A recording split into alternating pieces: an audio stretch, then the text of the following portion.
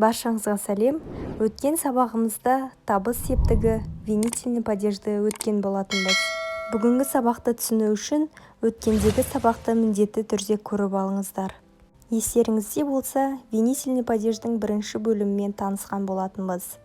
Оны қайталап жіберсек, мысал ретінде мен анамды көріп тұрмын. Я вижу маму. Мен кімді көріп тұрмын? Кого я вижу? Я вижу маму. Сол сияқты я вижу собаку. Яғни нақты нені немесе кімді көріп тұрғанымызды білдіреді. Ал бүгін біз сын есіммен бірге айтуды үйренеміз. Сын есімді білетін шығармыз. Қандай деген сұраққа жауап береді. Какой, какая, какое деген сұрақтарға жауап береді. Я вижу красивую собаку. Мен әдемі итті көріп тұрмын. Бүгінгі сабағымызды сын есіммен айтамыз. Мен әдемі қаламды көріп тұрмын. Бұл жерде сын есім әдемі сөзі. Мен қандай қаламды көріп тұрмын? Әдемі қаламды көріп тұрмын.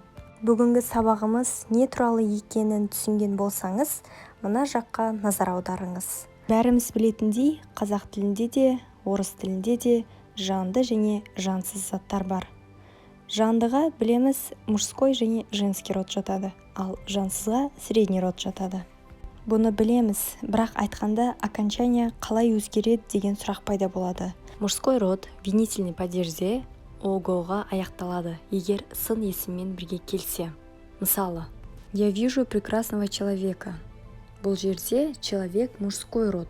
Сол үшін оған сын есімге ого қосылып тұр, бірақ оқылған кезде прекрасного болып оқылады.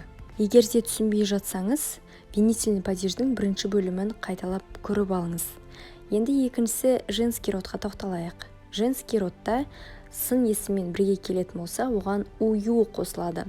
Мысалы, я вижу прекрасную женщину. Средний родта я вижу прекрасное общежитие. Бұл жансыз. Сонымен қатар жансызға диван, ручка олар да жатады. Я вижу прекрасный диван, я вижу прекрасную ручку. Ручка бұл женский род, сондықтан оған прекрасную қосылып тұр. Неге мына жерде диванға окончание қосылмады, ал ручкаға окончание қосылып тұр десеңіз, оның барлығы сол өткен сабақта. Егер сын есім н мен аяқталатын болса, және жанында синий, синяя, синие сияқты болып келсе, онда мужской родта его қосылады. Синево болып оқылады. Ал женский родта синию болып оқылады. Ал средний родта синее.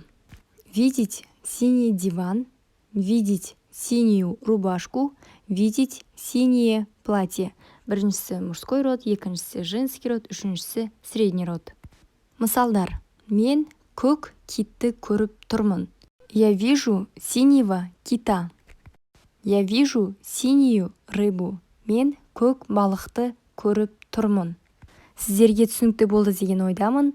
Ендеше мына екі жаттығуны жасап жіберейік.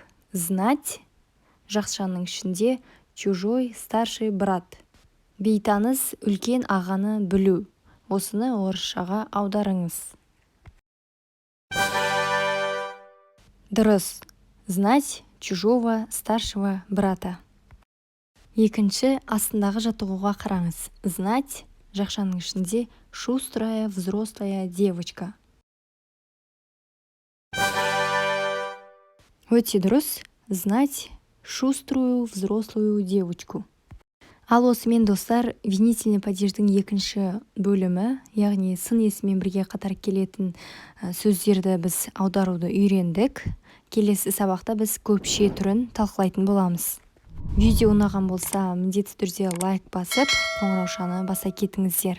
Және сұрақтарыңыз болса, қысылмай комментарийге жазыңыздар.